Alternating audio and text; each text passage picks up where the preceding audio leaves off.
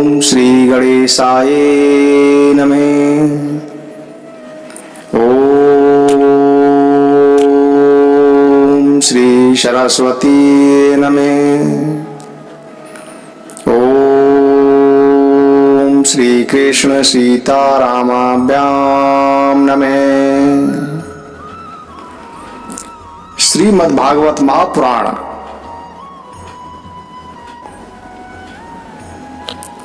अजगर से लेकर पिंगला तक 9 गुरुओं की कथा। दत्तात्रेय जी कहते हैं कि राजन, प्राणियों को जैसे बिना इच्छा के, बिना किसी प्रयत्न के रोकने की चेष्टा करने पर भी पूर्व कर्म के अनुसार दुख प्राप्त होते हैं, वैसे ही स्वर्ग में या नरक में कहीं भी रहें, उन्हें इंद्रिय संबंधी सुख भी प्राप्त होते ही है। इसलिए सुख और दुख का रहस्य जानने वाले बुद्धिमान पुरुष को चाहिए कि इनके लिए इच्छा अथवा किसी प्रकार का प्रयत्न न करें। बिना मांगे, बिना इच्छा किए स्वयं ही अनायास जो कुछ मिल जाए, वह चाहे रूखा सूखा हो, चाहे बहुत मधुर और स्वादिष्ट हो, अधिक हो या थोड़ा हो, बुद्धिमान पुरुष अजगर के समान उसे ही खाकर जीवन निर्वाह कर ले और उदासीन रहे। यदि भोजन ना मिले तो उसे भी प्रारब्ध भोग समझकर किसी प्रकार की चेष्टा न करे। बहुत दिनों तक भूखा ही पड़ा रहे, उसे चाहिए कि अजगर के समान केवल प्रारब्ध के अनुसार प्राप्त हुए भोजन में ही संतुष्ट रहे।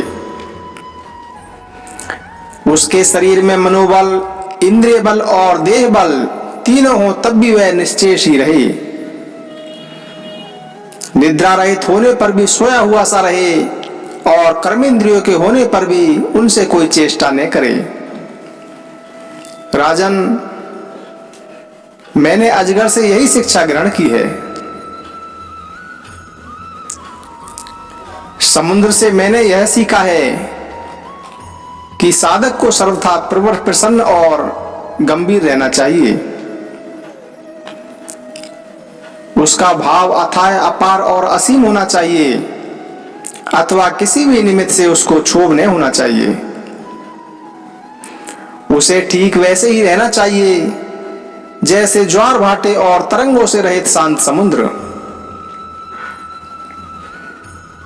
देखो, समुद्र वर्षा ऋतु में नदियों की बाढ़ के कारण बढ़ता नहीं और ग्रीष्म ऋतु में घटता नहीं है। वैसे ही भगवत परायण साधक को भी सांसारिक पदार्थों की प्राप्ति से प्रफुल्लित नहीं होना चाहिए, प्रसन्न नहीं होना चाहिए और न उनके घटने से उदासी होना चाहिए। हे राजन, मैंने पतंगे से यह शिक्षा ग्रहण की है कि जैसे वह रूप से मोहित होकर आग में कूद पड़ता है और जल मरता है, वैसे ही अपनी इंद्रियों को वश में न रखने वाला पुरुष जब स्त्री को देखता है तो उसके हाव भाव पर लट्टू हो जाता है और घोर अंधकार में नरक में गिरकर अपना सत्यानाश कर लेता है। सचमुच स्त्री देवताओं की वह माया है जिससे जीव भगवान या मोक्ष की प्राप्ति से वंचित रह जाता है। जो मूल कामिनी, कंचन, गहने, कपड़े आदि नाशवान मायिक पदार्थों में फंसा हुआ है और जिसकी संपूर्ण चित्तवृत्ति उनके उपभोग के लिए ही लालायित है, वह अपनी विवेक बुद्धि खोकर पतंगे के समान नष्ट हो जाता है। राजन, सन्यासी को चाहिए कि गृहस्थों को किसी प्रकार का कष्ट न देकर भौरे की तरह अपना जीवन निर्वाह करे। वह अपने शरीर के लिए उपयोगी रोटी के कुछ टुकड़े कई घरों से मांग ले।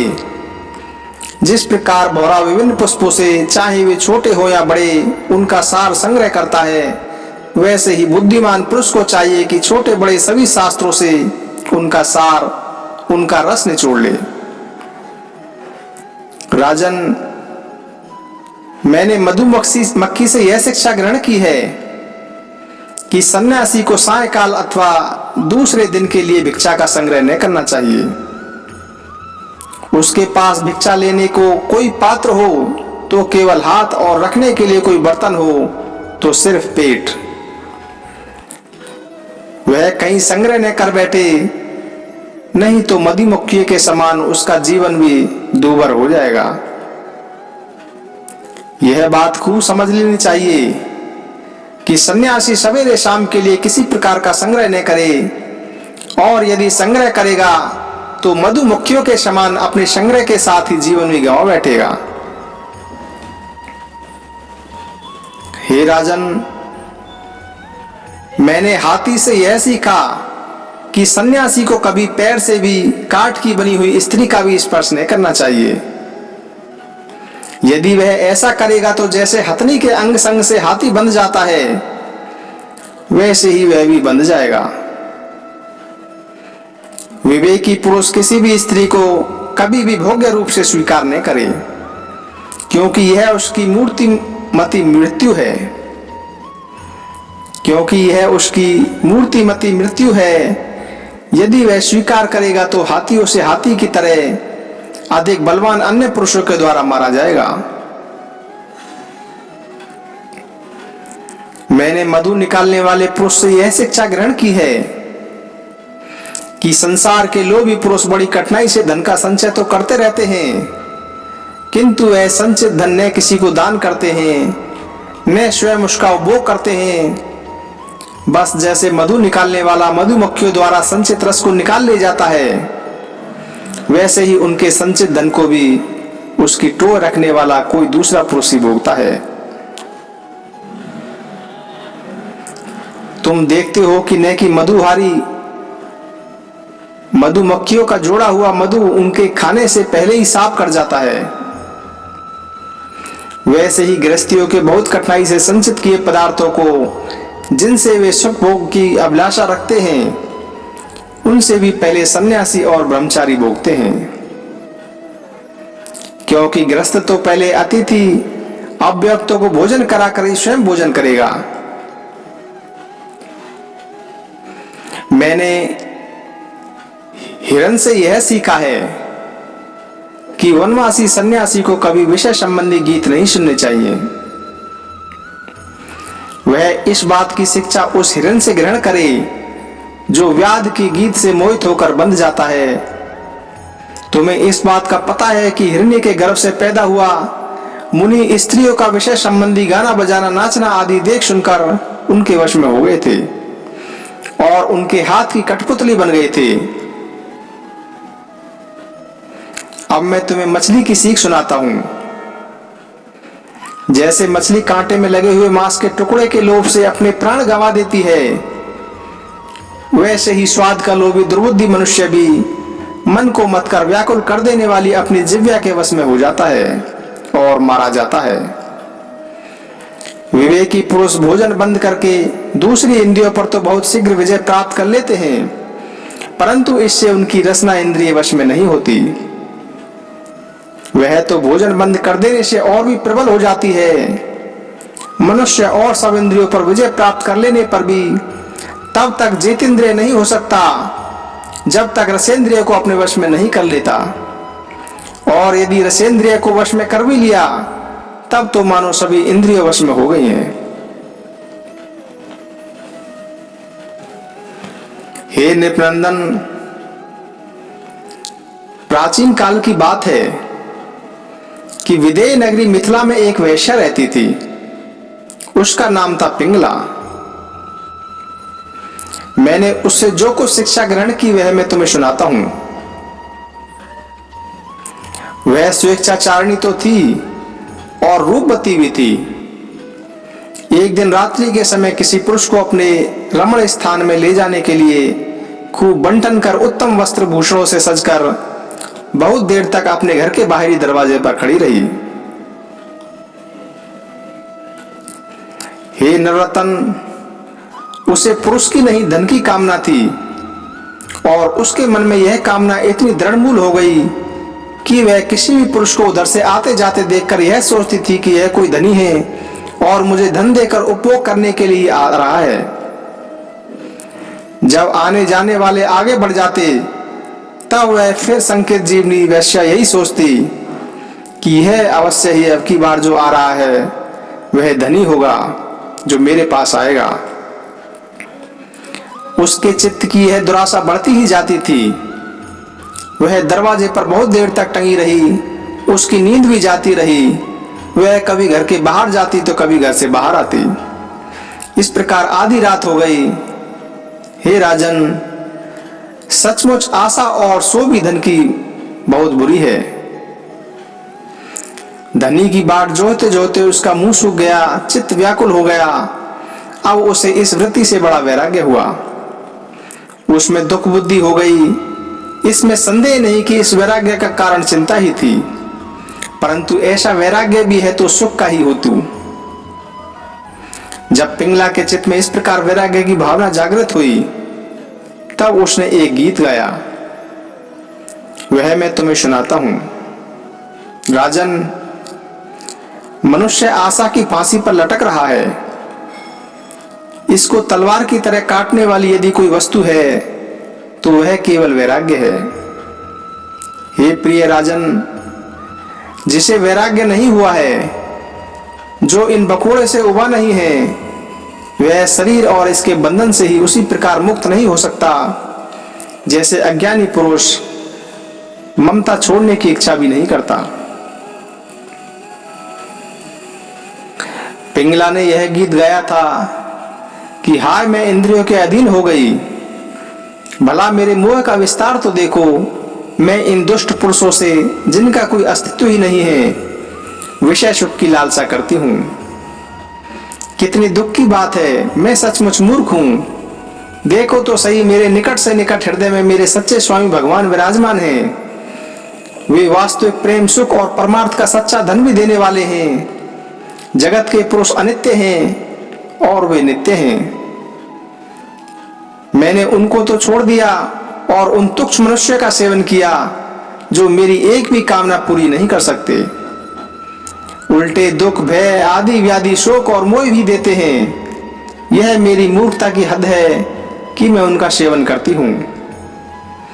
बड़े खेद की बात है कि मैंने अत्यंत निंदनीय आजीव का वैश्यवृत्ति का आश्रय लिया और व्यर्थ में अपने शरीर और मन को क्लेश दिया, पीड़ा पहुंचाई। मेरा यह शरीर बिक गया है। लंपट, लोभी और निंदनीय मनुष्य ने इसे खरीद लिया है और मैं इतनी मूर्ख हूं कि इसी शरीर से धन और रति सुख चाहती हूं। मुझे धिक्कार है। यह शरीर एक घर है। इसमें हड्डियों के टेढ़े तिरछे बांस और खंभे लगे हुए हैं। चाम, रोए और नाखूनों से यह छाया गया है। इसमें 9 दरवाजे हैं जिनसे मल निकलते ही रहते हैं। इसमें संचित संपत्ति के नाम पर केवल मल और मूत्र है। मेरे अतिरिक्त ऐसी कौन स्त्री है जो इस स्थूल शरीर को अपना प्रिय समझकर सेवन करेगी। यूं तो यह विदेहों की जीवन मुक्तों की नगरी है, परंतु इसमें मैं ही सबसे मूर्ख और दुष्ट हूं, क्योंकि अकेली मैं ही तो आत्मदानी, अविनाशी और परम प्रीतम परमात्मा को छोड़कर दूसरे पुरुष की अभिलाषा करती हूं। मेरे हृदय में विराजमान प्रभु समस्त प्राणियों के हितैषी, सुहृद, प्रियतम स्वामी और आत्मा है। अब मैं अपने आप को देकर इन्हें खरीद लूंगी और इनके साथ वैसे ही विहार करूंगी जैसे लक्ष्मी जी करती हैं। मेरे मूर्ख चित्त, तू बतला तो सहित, जगत के विषयों ने और उनको देने वाले पुरुषों ने तुझे कितना सुख दिया है। अरे वे तो स्वयं ही पैदा होते हैं और मरते रहते हैं। मैं केवल अपनी ही बात नहीं कहती, केवल मनुष्य को भी नहीं, क्या देवताओं ने भी भोगों के द्वारा अपनी पत्नियों को संतुष्ट किया है।